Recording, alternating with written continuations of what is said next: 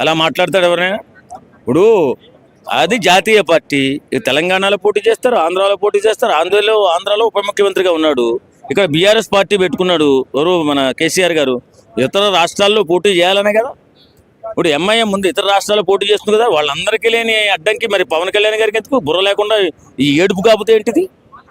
ఇప్పుడు BRS party నుంచి పోటీ చేసుకోవచ్చు, కాంగ్రెస్ పార్టీ నుంచి పోటీ చేసుకోవచ్చు, బీజేపీ నుంచి పోటీ చేసుకోవచ్చు, టీడీపీ నుంచి పోటీ చేసుకోవచ్చు, మన జనసేన నుంచి పోటీ చేస్తే వీళ్ళకి ఏం అభ్యంతరం?